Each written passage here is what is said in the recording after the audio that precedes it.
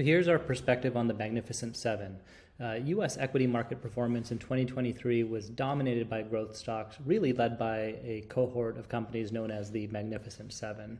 Now, as we enter 2024, many investors are questioning whether this extraordinary performance was deserved, and more importantly, whether it's sustainable. So to address this question, we really believe it's important to consider market performance and the macroeconomic uncertainty in the overall economy since 2020. Over the past few years, the markets have been shaken by a number of extraordinary events: a global pandemic, quantitative easing, war in the Ukraine and Middle East, tensions with China, inflation, and we've also seen the most aggressive rate tightening cycle in a generation. So in 2022, for example, inflation and discount rates rose, driving risk tolerance lower and lower. Companies with very minimal free cash flows and very high valuations, as well as companies that benefited disproportionately from pandemic demand, underperformed dramatically. We believe that investor pessimism in 2022 was too extreme and did not reflect fundamentals.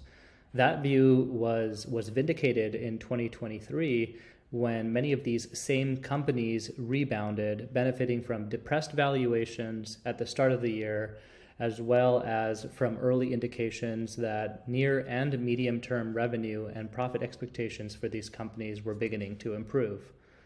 Markets also surged as the significant economic slowdown or possible recession that investors were anticipating failed to occur.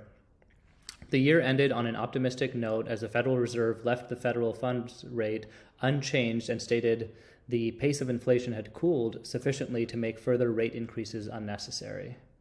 Capital markets also rallied vigorously after the announcement. So it really was the worst of times and best of times market environment over the past 2 years, and that's illustrated right here on this chart. So if we look at the performance of the Magnificent Seven, the blue bars here down below show the performance in 2022, while the green bars up top reflect the performance in 2023. So really worst of times and best of times. We've seen some pretty aggressive price movement in those stocks.